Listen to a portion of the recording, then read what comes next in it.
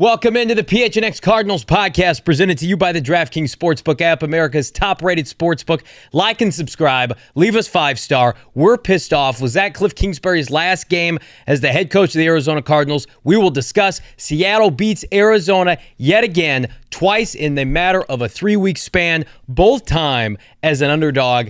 Damien Anderson, Frank Sanders, Johnny Venerable. We're here to take your live comments and questions as we break down, gentlemen, a rather gutless performance yet again by the Cardinal offense. Mistakes, penalties, turnovers. You know, the defense gave you what they had for about 3 quarters. They ran out of gas. They battled.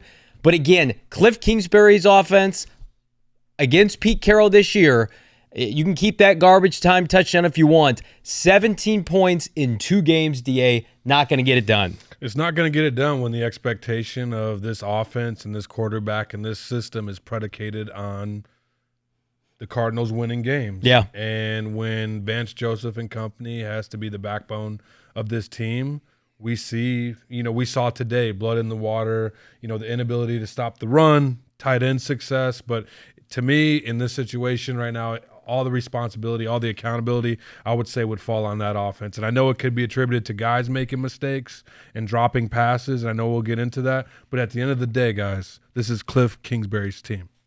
Absolutely. Frank Sanders, very fitting. Hard Knocks starts next week. Cardinals taking their knocks every single Sunday. Kyler Murray getting beat up, sacked over 5 times. To me, was this Kliff Kingsbury's last game, do you think, with the Arizona Cardinals?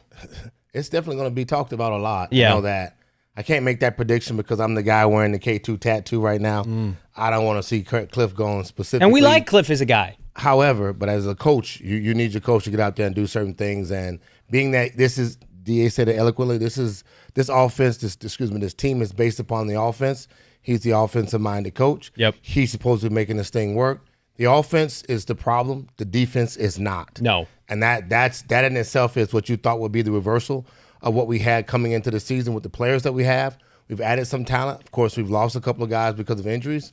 But I can't say it's just this is his last game yet, because I believe that they still believe in Kliff and what he brings to the table, and hopefully this thing can get turned around. To me, the most frustrating factor is you go into this season, you do mostly the status quo of the off season. You've added some couple pieces offensively. You re-signed a bunch of guys. You said this is going to be an offensive team. And the offense, for the most part, has been inept at large stretches during the season. Looked disorganized, does not look like a head coach that has had the same offensive skill players for the better part of 4 years. This is his infrastructure. This is his playbook. This is not a new head coach. We watch somebody like Arthur Smith in Atlanta, year 2. We see the pieces in place, right? We watch today, Pete Carroll has a bunch of rookies playing at a high level. 5 starting. Yes, absolutely. Arizona Cardinals play the least amount of snaps for any rookies. That's them telling you, the fans, we believe in this veteran team. We think we can wait out the garbage of the NFC. Well, newsflash, Kliff and Keim and company, you're at the bottom of the NFC right now. Life comes at you fast. You're 3-6 in DA. Not only are you 3-6, you were swept in, I would say, non-competitive fashion for a large amount of the 8 quarters they played against the Seattle team led by Geno Smith. And a lot of people thought would have the worst record in the NFL. I would say that was the expectation of the Seahawks, losing Russell Wilson, who's been the foundation of their team for the past 7 to 8, 9 years.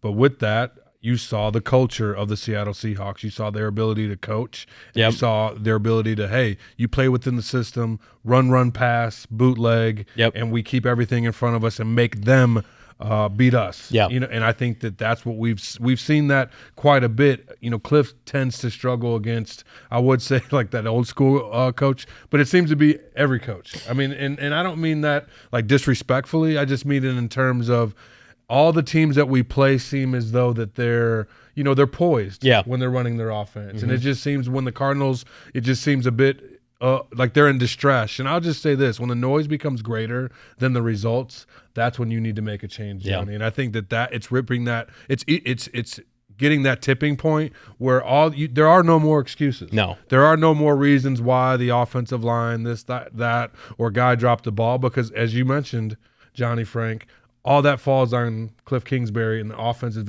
inability to score points. Mr. Grimm, thank you for the $10 super chat. He says, I really feel like we should have traded PHNX Cardinals to a contender at the deadline so the three of you don't have to talk about this team. Listen, we knew what we signed up for. That. We were spoiled last year. This team started 10-2. We appreciate you, my man. This is therapy. This is therapy for the three guys you see up here, producer Emma, everybody in the chat. We will get through this together, but tough conversations need to be had. We weren't, saying fire Kliff Kingsbury after the slow start. We weren't saying fire Kliff Kingsbury, after that egregious loss, Guys, what happened to D-Hop? I'm going to throw it out there. Like after the touchdown, what happened to I mean, Tariq's a nice rookie, but that's inexcusable. You barely even targeted him. He scores a touchdown the opening drive for you, and you barely even targeted him. And we saw like the back and forth between that was concerning. Like that's concerning. Yep. I don't know. I mean, it felt as though that back in Philly, Frank, with McNabb and T.O.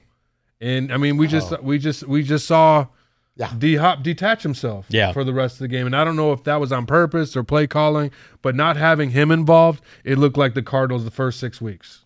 That's going to be the question that will be on the table to see. Can't wait to hear what both. I hope you asked that question in the locker room. What happened? Not only we can lead, maybe it was a scheme situation, or 5 maybe targets. Just internally, did he himself, once they got into that little conversation spat, right? Did D-Hops himself, kind of disassociate himself in regards to that? And I don't want to add that to the table, but it looked like it because he became a non-factor in the second half. How should the fan base feel? Because it's frustrating because, we support the team. It's great that the fans support the team. Yeah. But then even our own Bo Brack reporting fans were leaving in droves in the fourth quarter. Yeah. We heard the chants of Seahawks in the fourth quarter, which led, I think, to some penalties on the part of Arizona. It felt like at times a home game for Seattle, which is inexcusable, unexplainable. And I just feel like if you're Michael Bidwell, and we're not demanding anybody be fired up here, we're not going to play that game. But what I will say is, this is the product. If you're Michael Bidwell, you invested a premium in. You gave your quarterback $45 million a year. You, some would say, foolishly extended your GM and your head coach before the season began, and people questioned that move, and now it's like, this is the product I'm paying for? I can't get my fans to stay, which is their right to do, just like we don't want to see them sell their tickets, but they have the right to do that. Like, to me, DA, that's the hardest thing to grasp. Like, if they were losing close games, and you could tell they were close, and it just wasn't their year, but the fact that they're losing in such embarrassing fashions week to week, they look so dejected offensively, which is Kliff's side of the ball, and fans now are losing hope. I mean, we can only imagine, and I don't want to predict this, but, I mean, they're going to play some teams toward the end of the year that have some big fan bases. Well, I'll say this. The good thing about it is Arizona in the winter. So people are going to travel. People are going to come here. State Farm Stadium is a great place to party. I know the pregame at the Lola. I mean, it gets down, right? Right. That being said, Johnny, to your point, you don't want the stadium to be overwhelmingly the opponent. And I think that you could lose a fan base when you don't win football games. Absolutely. I mean, in terms of people not renewing, I don't think that'll be felt immediately because I think that there's still some excitement there. I mean, we saw Zaven Collins with the pick 6. We see glimpses. You saw Rondell Moore. We saw him potentially, Frank, with a hand injury. When D-Hop and Kyler Murray are on the same page, there's some pieces. But, just talking, obviously it was Halloween and seeing some – neighbors, and every time that I saw them, on the street, obviously they know that I played. That's all they talked about. That's all they kept saying was, we love, Kyler, but Kliff is the issue. I feel like that's the consensus among the fans. Like 90% of the fan base probably likes Kliff. He doesn't come off poorly, I think, to the media and press conferences. They feel like they're holding back. But you watch him, Frank, during the game, and he's not buttoned up. You're not watching this team. I look at our chats, and this one everyone's saying, I think they're smart and they're watching it. They were excited about this team last year. It was from the start, and then it fell apart. But we kind of knew that things needed to get better, And as you watch, you thought because we signed these guys back that this thing would get better, giving the idea that you saw that your coach showed potential.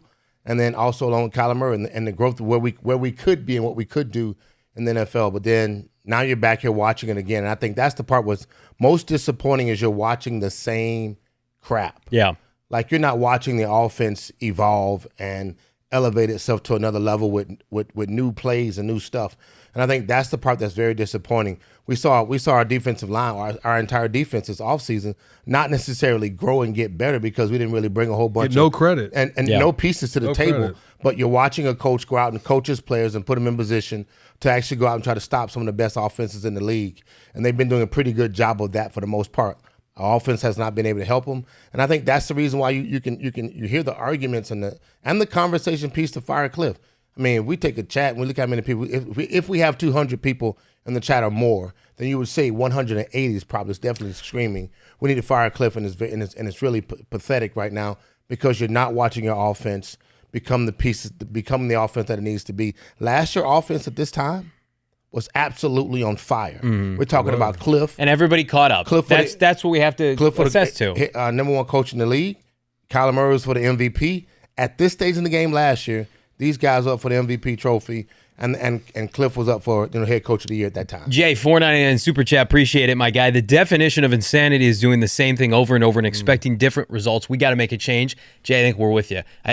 When is it going to get better? We have given him ample time. You have been given 9 games, 3 of which with DeAndre Hopkins. You're now 1-2 with D-Hop. Remember the garbage? It was like, we all love D-Hop. At least you felt like you had a chance when you were throwing the ball. But what I'm saying is that most of us felt like, yes, D-Hop's coming back. That's huge. This offense is not DeAndre Hopkins away from being saved, from going from 0 to 100. Like they were broken before D-Hop, and now today you score 14 points at home against Seattle. I know they scored 21. They had a defensive touchdown. They have 2 defensive touchdowns in 2 games against Seattle and have lost both games. They were favored in both games and have lost both games. So if you have to play Justin Herbert and the Niners and the Super Bowl champions, right? And you got to play Tom Brady and Russell Wilson. We'll see what happens. Atlanta's feisty. Like if I'm Michael Bidwell, like what is the harm of letting Vance Joseph take over for the rest of the year?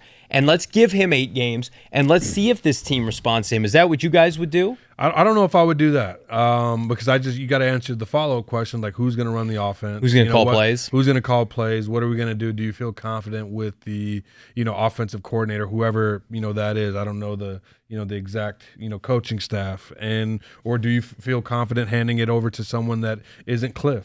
And is that going to be a complete, restructure? What time is that going to take? I mean, I with how they rewarded him this offseason, that being obviously Keim and Kliff being connected, I don't foresee it happening during the season, Johnny. Unless they lose probably like the next 3 to 5 straight. Yes, maybe, but after, I don't see if they could be competitive and they end up maybe 500. I don't see it happening during the year. Zach in the chat, Frank, what do you have to lose? Because I think right now everybody is putting their hands up like we have seen enough of Kliff. We have the evidence. We have the video. Last year, the hot start, frankly, looks like a mirage at this point. And so now, since about early December last year, you have been among the worst teams in the NFL. The fans, Frank, don't give a fuck about the extension. Like, the fans didn't give Kliff Kingsbury and Steve Keim, 5-year deals in the offseason. That's not their problem. That's not our problem. Our problem is the product that we're having to watch on TV every Sunday. It looks bad, man. Look, the fans you have every right to say what you're saying and express your opinion. I'm on the same side that says this is going to get really ugly when the HBO Hard Knocks come out, because you're going to really watch maybe some behind-the-scenes stuff that you think that might have been better. That's good TV, though. And it's drama. Great. It is great for people. Slow down for car accidents. It is. That is freaking true. That's so freaking true. People slow down. Yeah.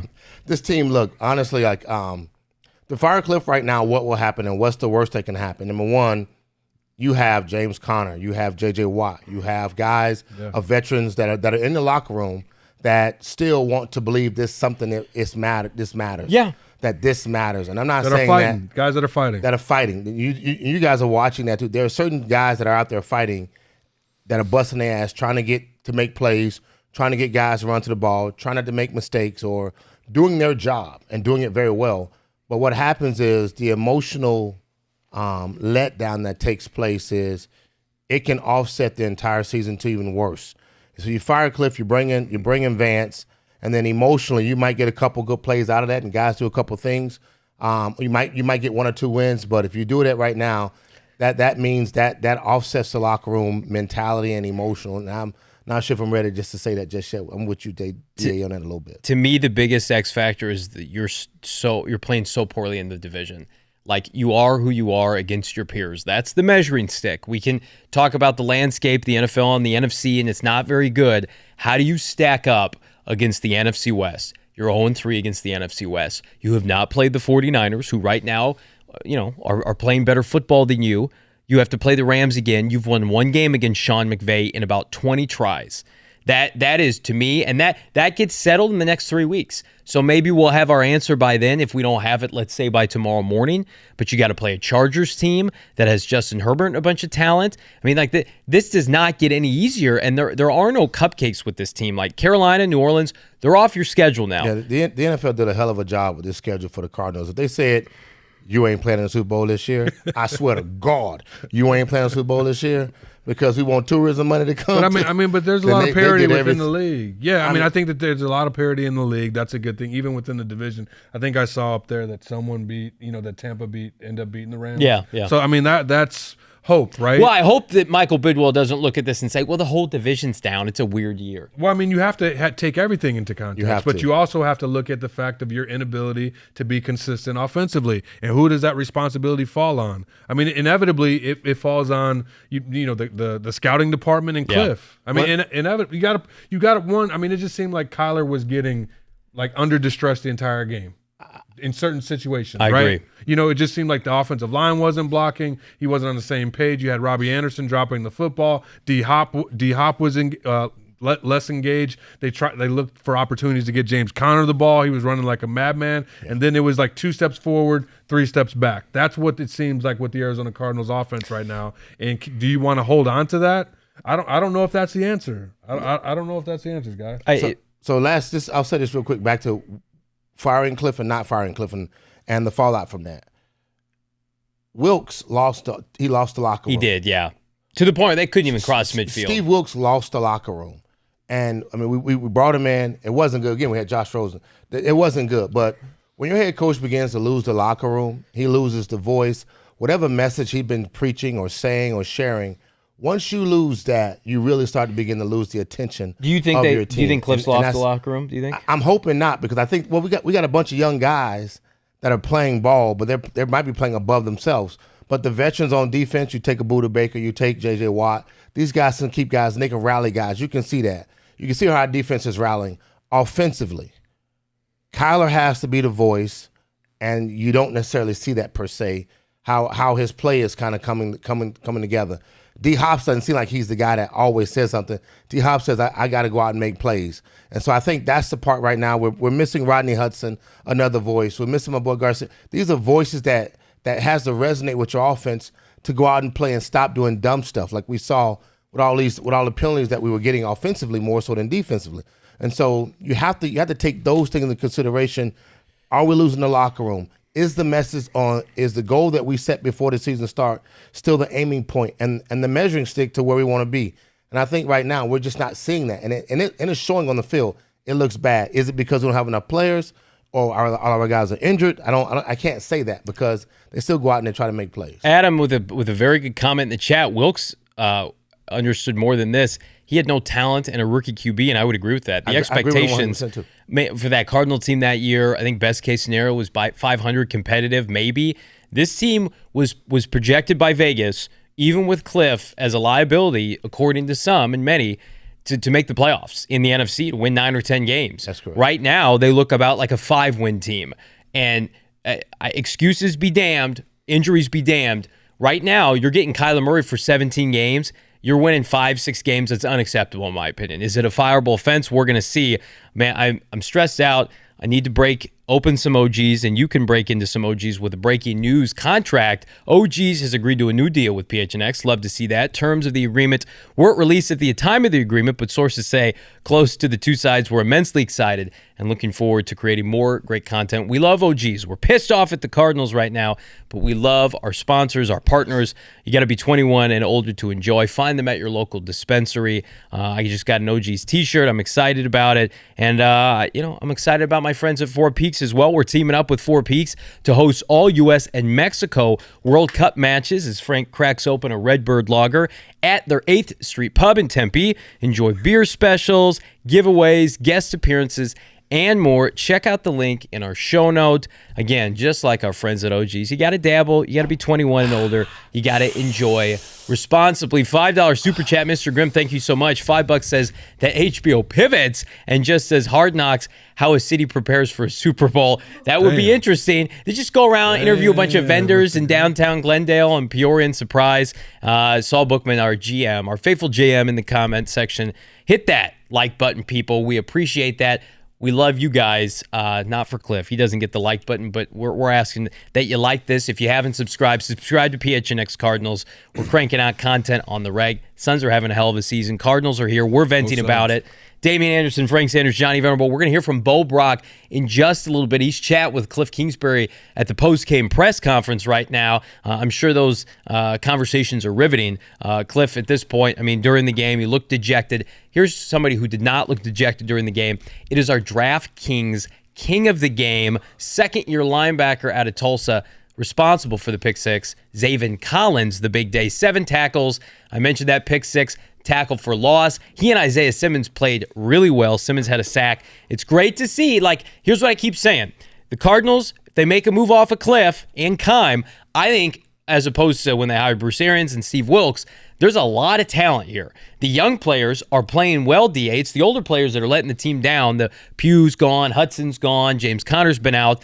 I like what I see out of Zaven Collins and some of these youngsters. I like what I see from, some of the vets too, Johnny. I think we just get glimpses, and that's what this team, and I don't want to say that it's undisciplined, but I think the word these days is locked in. And I think from the standpoint, you got to take it all the way back to, the drafts during COVID. I never saw, I'm just going to throw this out there, Andy Reid or Pete Carroll or any of the great coaches just in their $1 million mansion for photo ops. You're still not over that. I'm not. I didn't see coaches posting, swimsuit photos on vacation. You just don't see. That's hard for me to stomach. To stomach, yeah. When I think of just from being a former player in the game, and I know that the game evolves and kids change, but there's still basically the same dances, right, Frank? From your era to to our era to what it is now. Okay, people are doing. They did the Dirty Bird. Now they're doing whatever that New Orleans dance is right now. The game hasn't changed that much. T.O. kind of lit it up. Is my point. But you see coaches and you see what works, and if you look at McVay and you look at Shanahan, they're still old school. They're still polished football teams that don't make many mistakes, and what they do well. And we haven't had an identity from this Arizona Cardinal football team. We haven't had a team that runs successfully. We haven't had a team that passes successfully. And when we do, we've got them in just bunches or just chunks, but not enough to sustain a season where you could just feel great about what's going on, Johnny. And I think that's the frustrating thing as being a fan, being a former player. Don't get me wrong, I would eat crow and shut the hell up if they're winning football games. Absolutely. Hey, man, do you? Well, I think that's what a lot of people thought last year. It. We had somebody in the chat, I can't remember who said it, but it's Kliff is failing upward in life. And that's a great, Liar put that in the chat. That's a great way to put it, Frank. Yeah. last year, even that man is doing okay. Right. He gets an extension. They got embarrassed in the playoffs, right? Man is doing okay. He's now under 500. People are clamoring for him to be fired. And it's just, even when he was winning last year, it felt organic and real to us here in the desert because we lived it every day. But, his critics just said, wait for the other shoe to fall. Remember what he did at Texans Tech and what he didn't do. He could never close.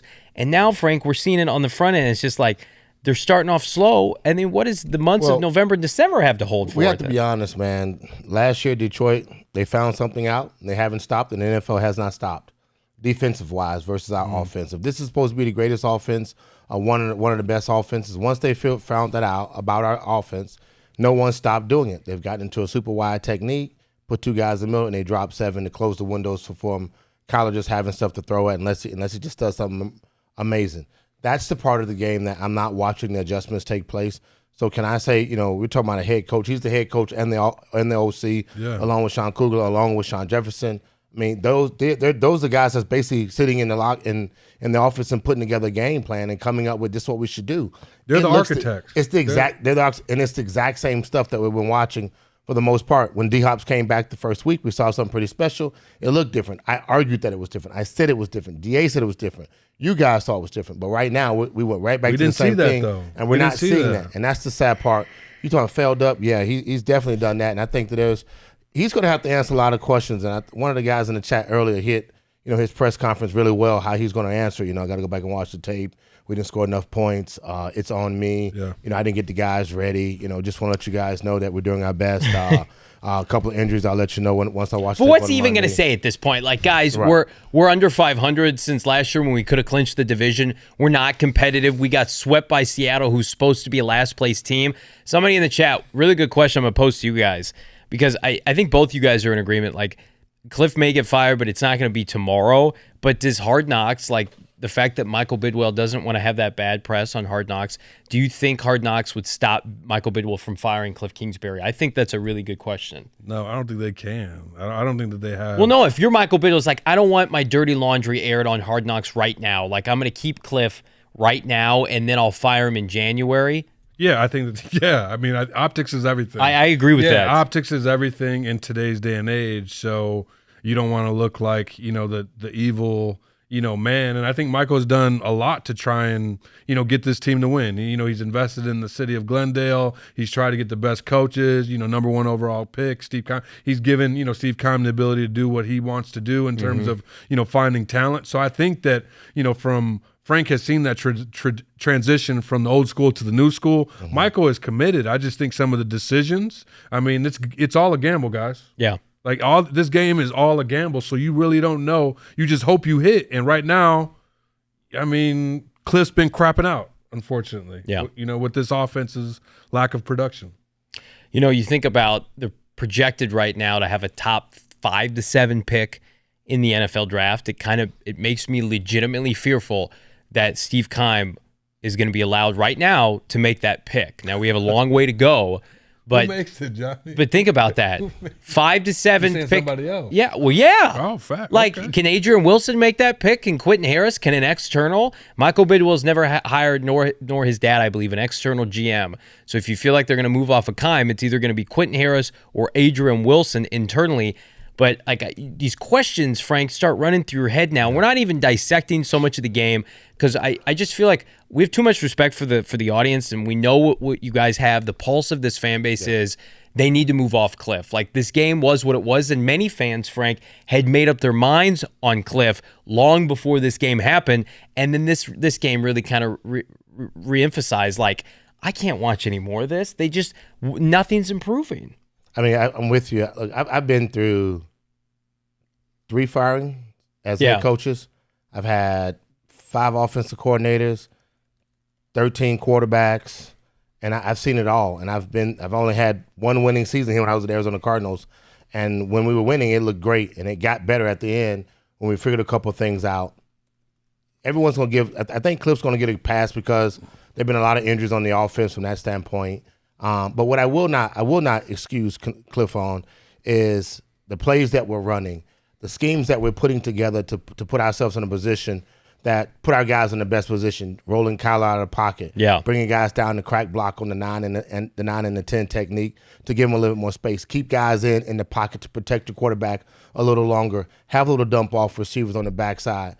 Allow yourselves to kind of move the pocket that way. We saw Seattle, what did they do when Damien called it eloquently when he said they're getting ready to boot us to death, and they're going to play action off the boot, and boom, touchdown. Or next player, first down, another first down. That's a player sitting here on the couch, quarterback coaching or couch potato coaching it with us and saying, this is what's about to happen. So I think there's a part where we have to go back and look at those things. I've seen what locker rooms look like and how teams begin to really melt down, and then it becomes about collecting your check, not getting hurt. Hey, last game of the season, 1, 2, 3, Cancun. You know what I mean? Like we done checked out, and I think that's unfortunately the fans sometimes like that's the kind of stuff where, you know, a locker room is very sensitive. Yeah, it's very sensitive, and I know we're grown men. You're the hardworking fans out there that's paying for the tickets to watch the game. they are. But there's a moment where you have to kind of find that niche, and I think we haven't found it yet. And in order to really try to keep this team moving in the right direction, to not watch your young guys go through the process of to be feeling like a loser. Like when you feel like you're a loser and you don't really have the expectations or the mentality of what it's like to come out of it, I think that's really hard to do unless you have great veteran leaderships there. And I think that those guys got to step up and talk and come together and figure out how to make this team better. The leaders got to do that from a team-wise to keep this team fighting, man, for the next 6 games we got to play. Yeah, we got some quotes here from Kliff Kingsbury from Bo Brack, one of which stood out. Kliff Kingsbury says he hasn't been a part of a team that has struggled with as many self-inflicted issues for this long. That to me is Kliff Kingsbury basically admitting, like, I don't know how to fix this. It's self-induced. We all watch it. It's not a talent problem. And for me, DA, that's the most frustrating aspect of this. It's just like, yeah, we have more talent. We have a quarterback we all feel like is a franchise quarterback. Could he be playing better? Of course he could. But that is directly tied to this coach. We were sold a bill of goods on Kliff Kingsbury. Offensive guru, offensive genius, top 10 offenses every year. You have your quarterback. You've got D-Hop. You've got weapons. You re-signed Zach Ertz. You gave James Conner a bunch of money, right? Offensive line be damned. There's no excuse for looking this kind of overmatched every week when you play. Yeah, I mean, the offensive line, I don't know what the final stats were, but I felt as though that, it was tough for Kyler Murray today. How do you think K1 played? I mean, I would say with the turnover, he felt like it was Rondell more. When he had time, he looked solid. B plus. Yeah. When he had time, he looked solid, but it looked like the game plan or his game plan was heavy to Rondell Moore. And like I said, I didn't see the ball much to D-Hop. But with that, Johnny, just to piggyback off what you're saying, like in terms of coaching, you want to see growth. Like to throw that double pass today and not know that that's 2 forward passes. Yeah. Like to me, like that's problematic. It reminded me when I was coaching my son and he's 8, 9 years old. And I was like, oh, you can't do that. You can't put 9 men on the line of scrimmage. Oh my! You can't. I didn't know that was a thing. Yeah. You know what I mean? Like that shouldn't happen. In what year is this for Kliff, Johnny? This is year 4. Year 4. And he was a head coach at Texas Tech for 5 years. And think about it. Like Pete Carroll's been around so long that the refs were about to give him a first down. Yeah. He was like, yo, come on now. That's not, those aren't the rules. Not a thing. Right. That's not a thing. You can't do, that's not a thing. You can't throw 2 forward passes. Hey guys. And they're like, oh yeah, shit. Damn, he know what he's talking about. All people right, back up. People are blowing me shit. BB plus for Kyler Murray. Yeah, listen, here's the thing about K1. 2 touchdowns, no picks. 101 passer rate. He had a fumble, so it's 1 turnover. He had a fumble because his offensive line was engulfing him, and he had to run for his life. He also led the team in rushing, 9 carries, 60 yards. He leads the team. He's going to be the team's leading rusher at the end of the year. Well, that's what I'm saying. He's doing it by himself. Like it's hard for me to sit back and watch Kyler Murray and try to make everything happen. Like that's when mistakes are going to happen, right? Like if I'm a quarterback. And you guys keep me honest with this. And I know my offensive line is a sieve right now. And I don't trust my head coach for shit. And our play calls are terrible. I'm going to go off script because me running and being active with my legs and my arm gives us the best chance to win. That's indisputable. There's metrics on that. The Cardinals play better when Kyler's off script because Kliff's offense is not it.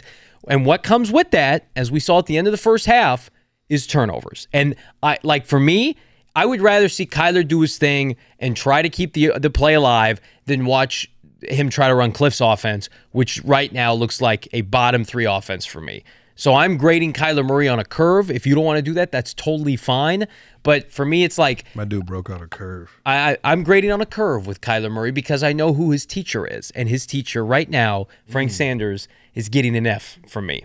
Kyler didn't play great today. He didn't show leadership. I wanted him to see today. Guys, it was pedestrian, and Kyler is not pedestrian. But I'm saying, like when you think of Kyler, $250 million. Well, he's having an average year for him. No, it looks bad. No, the dude threw for 175 yards. That's terrible.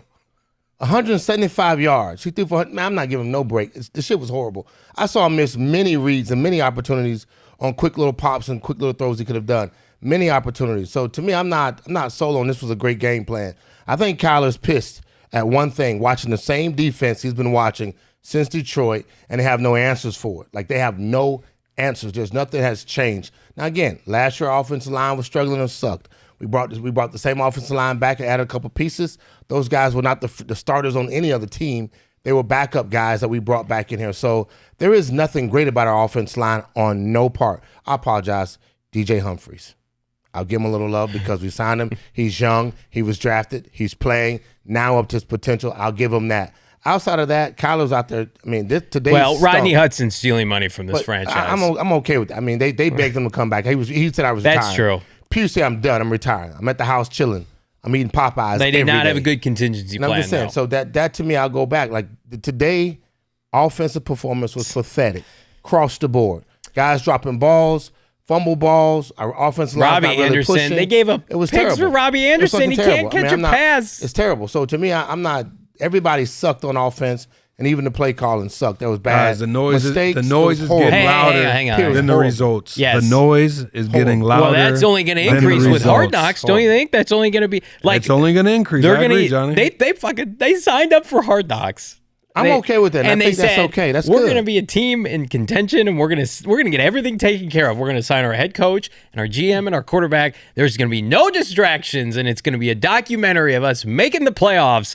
And that is not right now what looks like to be the case. But somebody in the chat said, thank God we have the Suns. You're right. Thank God we have the Phoenix Suns. You can go see them right now using the Game Time app. Save up to 60% on tickets when you buy them last minute. It's great for you procrastinators out there. Go on, cheer on. Right now, the Valley's hottest team, not the Cardinals. We love the Cardinals. You want to buy your tickets for the Cardinals on Game Time.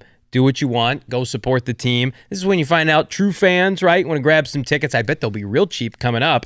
And the best way to support us with Game Time is buying your tickets through the link in the description below. And, I smashed all the overs for Underdog Fantasy today with regard to DeAndre Hopkins. And for whatever reason, D-Hop was only gifted 5 targets. He caught 4 of them. So I blame Kliff Kingsbury for my poor showing on Underdog Fantasy. But you can search in the App Store, click on the link in the show notes, sign up with that promo code PHNX. Get this, Underdog's going to double your first deposit up to $100. Check it out, Underdog, promo code PHNX. Get in on the action today, friends. We'll get to some more of your comments here. You wanted heat. You got it. That's right. We're bringing the heat, man. This is, with all due respect to other podcasts and shows, I mean, first of all, they don't hold a candle to this premier show. And also, this is where the real fans hang. We're going through the slums. This is what makes Cardinal fans Cardinal fans. We will get better. We will get through this, and we will do it together. PHNX Cardinal brothers and sisters. All right, so continuing the conversation, we are anxiously awaiting Bo Brack live from State Farm Stadium after he speaks with Kliff, among others. He's in the locker room as we speak. Clear insight you're not going to get anywhere else. And let's talk about the defensive side of the ball because, they get the pick 6 from Zaven, DA, and you think to yourself, okay, they're going to dominate the rest of the game. And then what we had talked about at halftime came to fruition. The offense and their ineptitude, I think, just gave too many snaps to the defense. They weren't able to hold up, and now we're unwillingly putting too much pressure and emphasis on a defense that was never supposed to carry this team to begin with. I absolutely agree with that, Johnny. And when you have those liabilities defensively, like being able to give up big runs or chunks and, trouble against the tight end, and that's essentially what the Seattle Seahawks are, and the offensive inability to move the ball, it just continues to compound. And when they went on those, back-to-back 13-play drives and ate up 16 minutes, and it just seemed as though that they could turn that on at any time that they wanted to, Frank. And it's been able to identify those, deficiencies that the Cardinals have, like those matchup problems. Like when we see Simmons floating, he does an amazing job getting up there, sacking the quarterback or just making plays. But anytime he has that one-on-one opportunity, whether it be a dragging receiver or a tight end, he's a liability in coverage. So I think it's just finding a way of getting him just to play that active role on the defense. But like you said, Johnny, just too much pressure on the defense. Shout out to Vance Joseph. I mean, that defense fought, but I just think it was too much, too late. Yeah. And with we talked about that. They were gashing them on that 13-play drive, and the defense was clearly, just out of breath. They wanted to get, call a timeout, but that they're so costly that they couldn't do that, Johnny. They don't, that they're saving them all for the offense. Yeah, and if the offense was playing up to its capabilities, what we thought we were getting, because I think most of us before the season started, chips on the offensive basket. They're spending, by the way, $100 million on offense this year. That's without Kyler Murray's contract really kicking in. They're spending about $75, $78 million on defense. So significantly more, almost a fourth more on offense. And we thought, okay, you're going to get a top 10 offense. Can the defense hold up? Can they be like 18th to 21st in the NFL? And that's with playing, hopefully, with a lead most Sundays, Frank Sanders. We're getting the flip side of it. It's like the defense has to keep you in games if and when the offense is even going to show up. There are games the offense does not show up. The defense has defensive scores, and they've had 5 defensive scores, by the way. That leads the NFL. That's the most the Cardinals have had, I think, in like 7 years. And they're still 3 games under 500. I get it. I'm frustrated watching the defense at times. That last series, possession was terrible.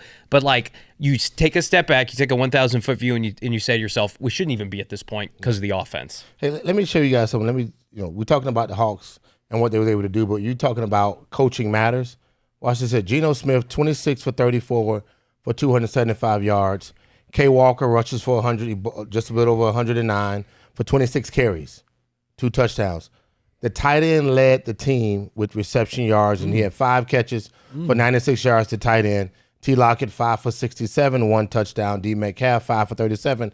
Now, again, we can go back and argue about that. D. Metcalf's supposed to be the beast on that team, like D-Hop's supposed to be ours. He only had 5 catches for 37 yards and a touchdown. That's a win. Right, but you're looking at the balance of that, how the tight end is still the common denominator. The quarterback is just throwing little dink and dunk plays. They didn't throw anything over our heads. There were no deep balls. It's the play action pass. It's getting the tight end involved. It's rolling your quarterback out. It's bending and pushing and pounding. Keeping them guessing and not just sitting in the pocket. So when you guys are talking about coaching matters, absolutely, coaching matters. Putting players in place. This is a Geno Smith we would never expect to see, who has thought himself 10 years in the league. He could already be out of the league right now. Again, Cam Newton's out of the league. Geno Smith is in the league, and all he's doing is playing good football right now. And he's on a team that's figuring out how to put him in a right spot. Coaches are giving him a chance not to F up. That little interception he threw, I think that's he responded. He responded, and he came right back the next series. They drove the ball down the field, and they scored on us. And you're right. Coaching matters. I mean, but our defense right now and where they are, I want to give them 100% credit because I think that they gave us enough opportunities to continually put ourselves in a position, but we kept going 3 in and out. No third downs. We were less than 50% in third downs from that standpoint. I think that's the part where you start looking at how we're not keeping our defense off the field. Our defense is playing more reps than our offense is, and that's not a good thing. It's an offensive league, and I know offense is down throughout the NFL, but I'm just going to look at this team, our team, my team here in Arizona. You take out the pick sixes against the New Orleans Saints, this team is not eclipsed offensively 30 points this season. They scored, I think, 28 points outside of those 2 pick sixes against New Orleans, 26 last week against Minnesota, 21 today, 14 if you take away the defensive touchdown. I'm going to 9, 17, 26, 12, 29, 21. That's not good enough to win NFL games. That's not good enough when Kyler Murray is your quarterback and you're paying a premium for a bunch of linemen and receivers and tight ends. Zach Ertz makes a ton of money, right? Running backs, you've drafted a premium on offense.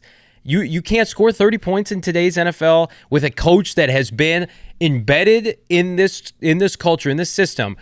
Day one, hand in hand with your quarterback, you can't score more than 30 points one time this year. That, to me, that's unacceptable, and I do believe that is something that, if I'm Michael Bidwell, it goes into the pot with anything else. Fans leaving, check. Home field advantage is dead, check. We're completely unorganized, check. We're an embarrassment on national TV, check. All these things start to add up, and again, I think people confuse it with we're rooting for Kliff to get fired and not Steve Keim. We think Steve Keim, let me be clear, should not be allowed to hire a 4th coach. If the Cardinals fire Kliff Kingsbury tomorrow, next week, a month from now, that means Steve Keim should be right behind him because the product right now on the field is partially a reflection of him, and he hired Kliff Kingsbury, and he drafted a lot of these players, and he signed most of these guys. So for me, if I'm Steve Keim, I can't breathe easy either, DA, because I made an investment in Kliff,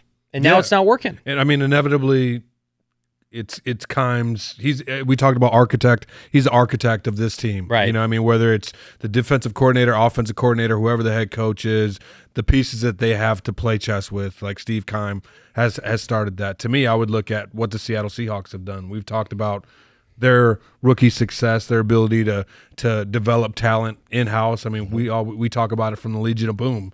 And when they were able to do that, I mean, Frank, you referenced, Sean Alexander, I think a little bit earlier. He's been, how long has he been removed from Seattle, and they've still been finding ways to be relevant, with or without, top tier quarterbacks, a guy like Russell Wilson. And I know that people will say, well, it's not, Geno Smith can't do it 2 years in a row. He's doing it now. Yeah, that's all that matters. That's all that matters, and this team is competitive. And you see what they've done culturally in terms of developing talent, playing guys early, hitting on a lot of guys. And I think that whenever you've done it over a consistent period of time, it becomes a thing, and people should start, looking at it, respecting it. And I just don't know. I think that I would just agree, Johnny, that something's missing with this Arizona Cardinals team because they just haven't been consistent in certain areas. And you have guys that have stepped up. You could, I think you talked. I don't remember what his stats were, but it was underwhelming in terms of DK Metcalf. Byron Murphy had a solid day today. 5 for 36. I mean, he had a solid day today. But at the same time, you missed out on Cam Thomas or Najee Sanders not getting sacks. We didn't see that type of activity. From some of the rookies, and we saw guys like Isaiah Simmons get exposed in certain situational football. And great coaches, is my point, is that's how they make that leap, guys. I don't know who it is. I know that I've seen in the chat Sean Payton, and I would just like to see growth from Kliff. And we talk about these self-inflicted wounds, and he talked about it in his quotes, and I can't wait to get to Bo.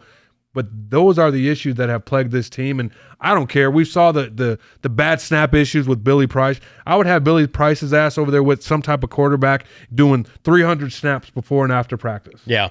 That's what you do, Frank. And I mean, and I know that eras have, transition and you're doing different things, but you got to do the little stuff. It's details in order to be great, guys. Totally agrees. We await Bo Brack, who should be jumping on momentarily. He said they just closed the locker room. I don't think he had an opportunity to chat with Kyler Murray just yet. He did talk with Kliff Kingsbury, among other folks. In the meantime, I want to remind everybody, new customers can make any $5 NBA moneyline bet on DraftKings and get $200 back if your team wins. I bet on the Cardinals today. It was not a wise investment, as we saw. You can boost your winnings with DraftKings. Step up same-game parlays, boosted 100%. Gambling is hard. DraftKings makes it that much easier. It's simple. Download the DraftKings Sportsbook app. Use that promo code PHNX. That's promo code PHNX on the DraftKings Sportsbook app. Minimum age and eligibility restrictions apply. See those show notes for details. Still no pickles. The defense allowed 2 straight touchdowns after going up 14-10. Yeah, listen, the minute you want to wrap your arms around the defense, they do something like that. But I think the point we're trying to emphasize here is and I was guilty of this early in the season. I was too critical of Vance, and then I was just like, well, wait a minute.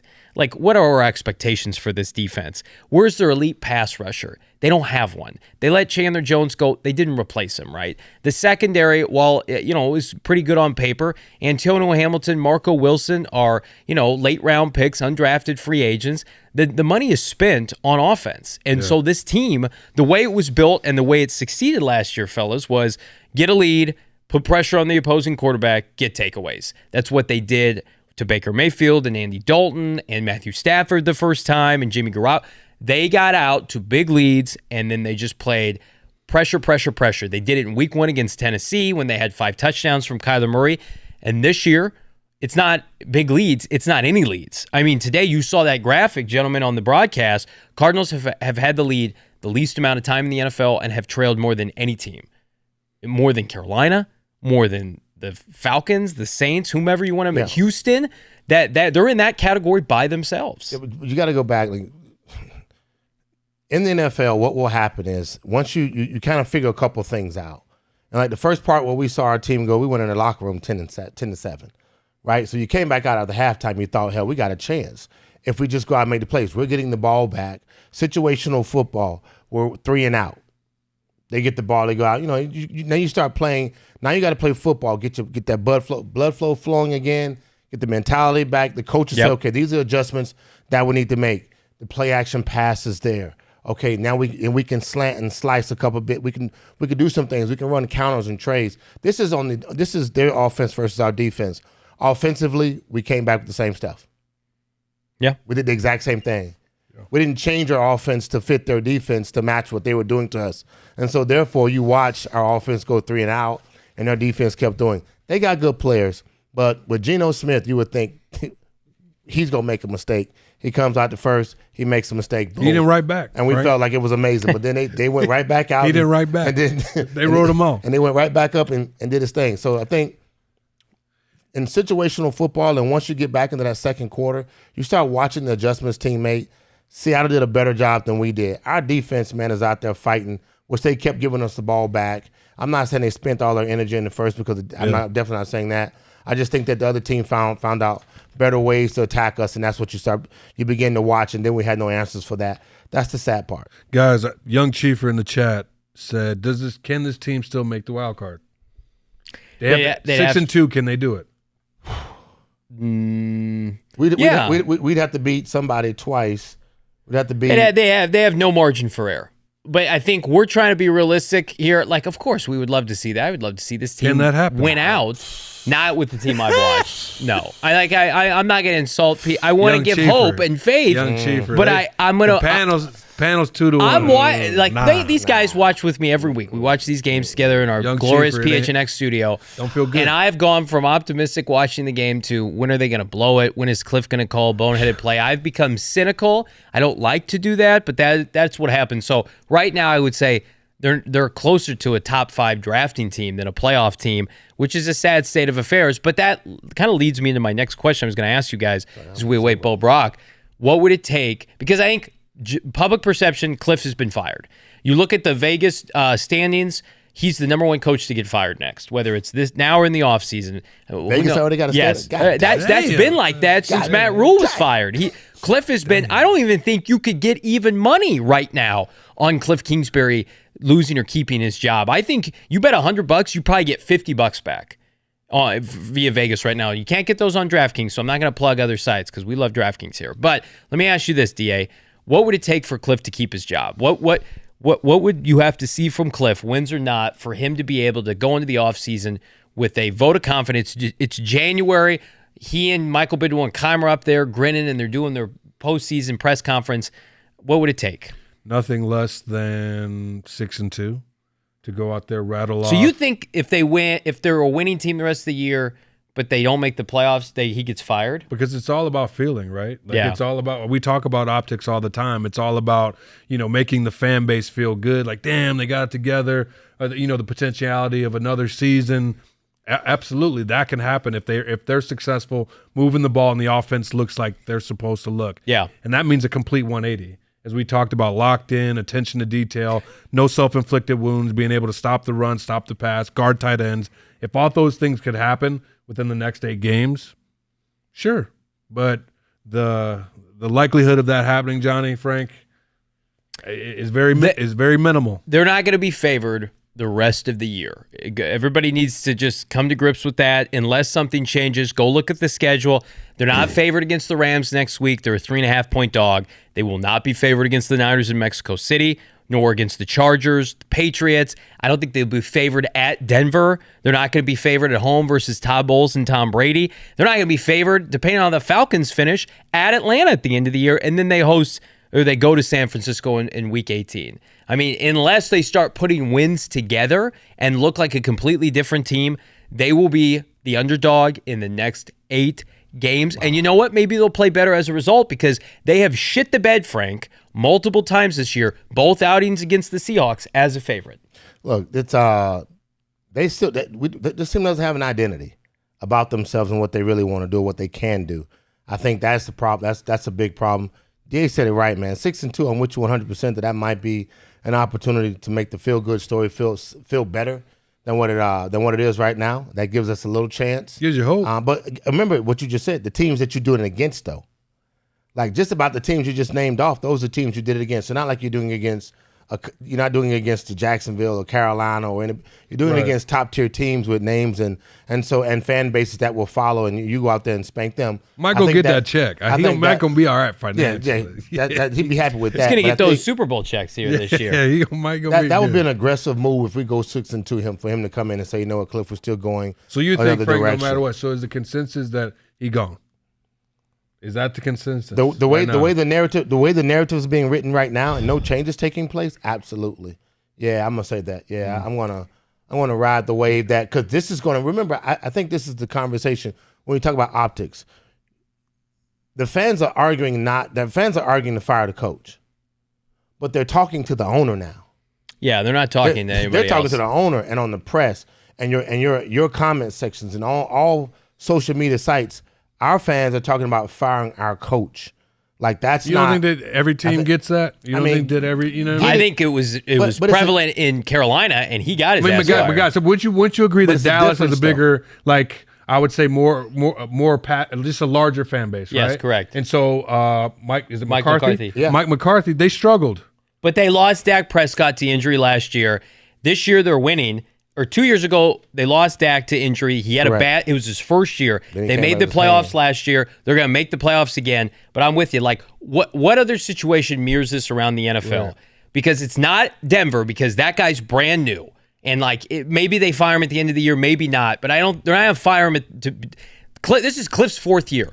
But I think what makes this difficult is they gave him an extension no one saw coming and no one mostly thought was deserving. Like, that was Michael's decision. So it's like, do we feel like, does the fan base feel like Kliff should be gone? Yeah, probably. But it's like putting ourselves in the shoes of Michael Bidwell. There's a difference between should they fire him and what else we got. Right. And I also think he also, being Michael, has to come to grips with, if I fire Kliff, I have to fire my best friend in Steve Keim. Hey, y'all. I'm gonna look at it like this, like we talked about. I'm gonna make him earn these last checks. Yes, I'm gonna make him earn these. He got to earn it, whatever it is. But see, if that's the case, he's gonna have to work. Yeah, and he'll have to deal with the press, and because Michael ain't Jerry Jones. Mike's not Jerry. That's the he difference. ain't gonna talk selling to the his press. house right now. It's on fucking Realtor.com.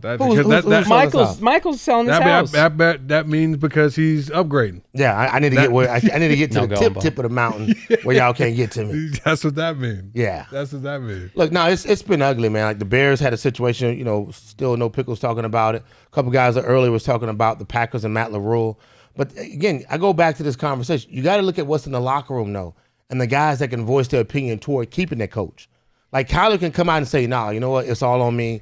All we hear is Kliff saying it's on me. I didn't do my job. Of course, Kyler does his press conference and he says it's I could have done better. We could have done better. Blah blah blah. But I think there's a part when you're talking about leadership that you believe in. Everyone believes in Aaron Rodgers if you're a Packers guy. Now, if you was in Chicago and you was, look, Matt Nagy and the quarterbacks he had, you'd be like, no. I mean, the team looked bad, and the quarterback play that you had was bad. We have a bona fide quarterback in Kyler Murray. We believe can make every throw, can make the offense look good. He can run and do a whole bunch of stuff. Of course, he's smaller, so he can't just sit in the pocket and throw the lineman. Though that's the only knock you got against him right now in his third, fourth year right now as a quarterback in the league. You're talking about the Rookie of the Year quarterback, 2-time Pro Bowler. Now he's in his contract. He earned it. So when we look at that part, now you got to figure out why he's not being put in the best position to go out and make plays. Why is that not an adjustment where you can see his growth? Well, the head coach is not growing, so his quarterback play is not necessarily growing. And I think that's a part where you can look at this team and say, that's the failure that we're watching. On defense, you're not saying that as much. You never had those expectations about defense, but you never had. Yeah, you never had the defense. You're right. I agree. We didn't have those expectations. You never ever had those expectations. I agree. So I agree with you on that. I'm looking at the landscape of the NFL, and here's another reason why I think if Michael Bidwell were to make a change, it would be in the best interest, because I think that they would be the belle of the ball for free agent head coaches, a la Sean Payton. I look around the NFL. I don't think there's going to be that many openings, because, again, the teams that are struggling are teams with first-year head coaches. Houston with Lovie Smith, right? We talked about the guy in Chicago who's actually doing a decent job down the last couple of weeks.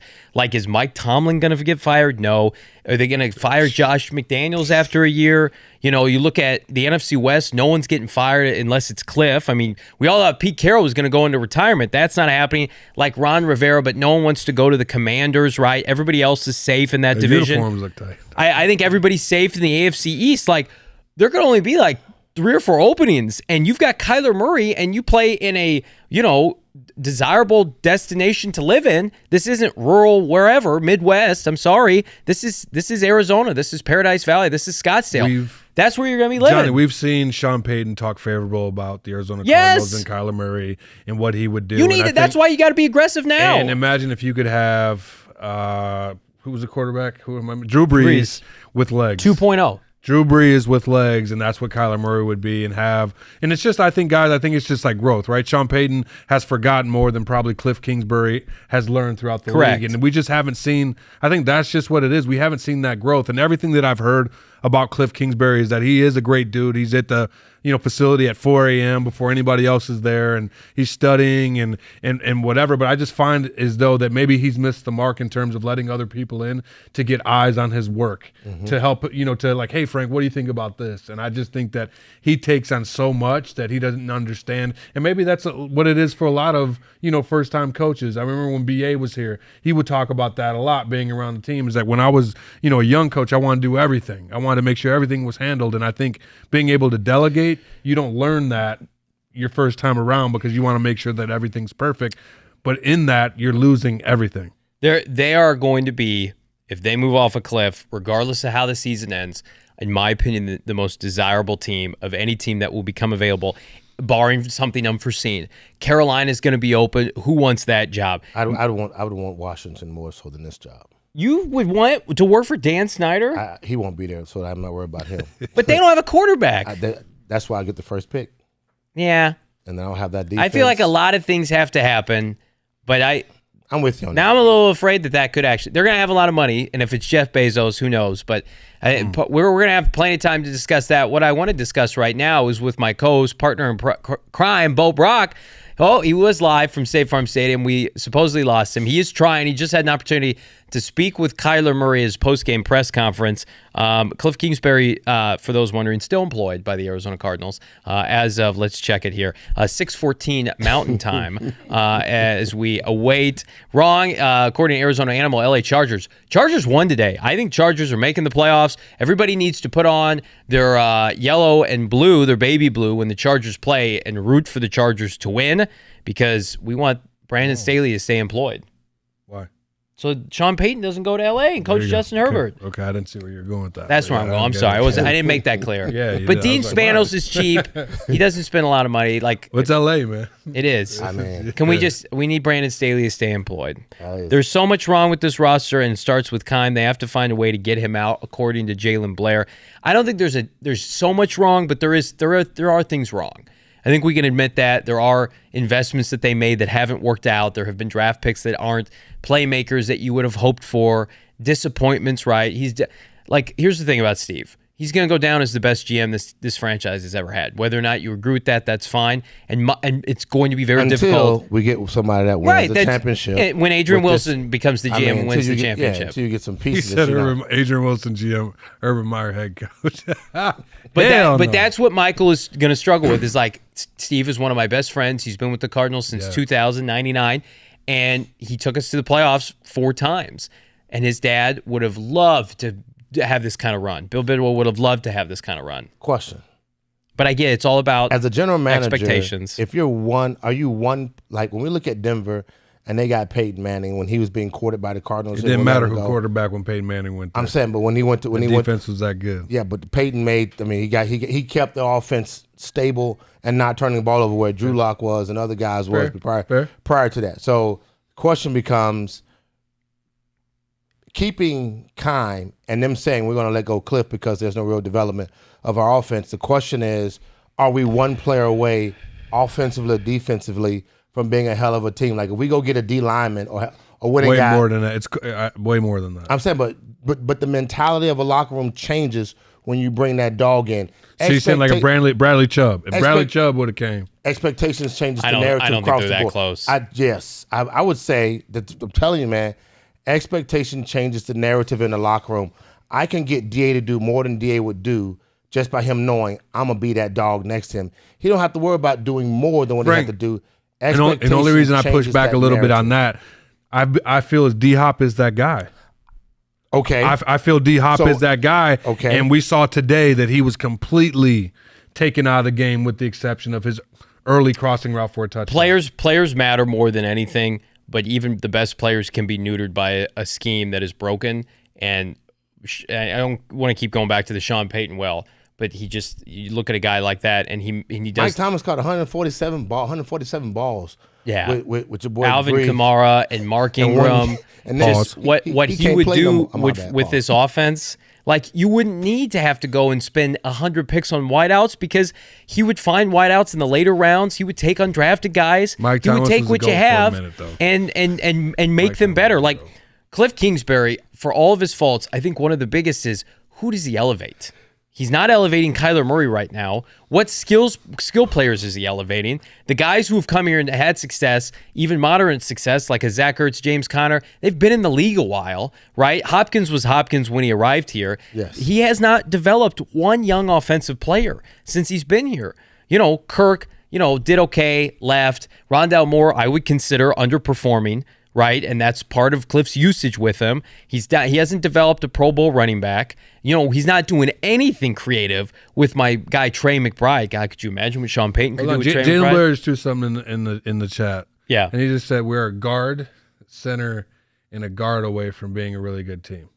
And a new play caller. But I like that statement. But because that is okay. What look at it, 8 of 11. That's that's what. Well, because you away, bro. Hey, let me say this here. When we played with Jake, I would say far. the same. But I'm not going to take away from. I mean, I like the guys. If y'all watching the show, Aaron Graham, and y'all watching the show. No, but what I'm just trying to say, that's a lot of people, though. That's what I'm saying. Like, that's not that close. But a guard, a center, and a guard from being great. I mean, a guard, a center, a guard. That's just 3 players you can bring in. A smart center. When we had Rodney Hudson, when he was healthy, he was playing well. 8-0. He's playing well with Rodney Hudson, a healthy Rodney Hudson. Even this year, that can't be the answer to everything. Though I hear that too much. If Rodney was healthy, I'm sorry. I'm gonna go back to it, guys. When the noise is greater than the results. You should get that on a T-shirt. We maybe should put that on a T-shirt at GoPHNX.com. I'm not mad at. I think he's on to something. No, and I may agree with that, Frank. But I'm just saying. But that is just such a big piece right now where they're at in the season. You don't just go out into the grocery store. Right, let me get a center guard center.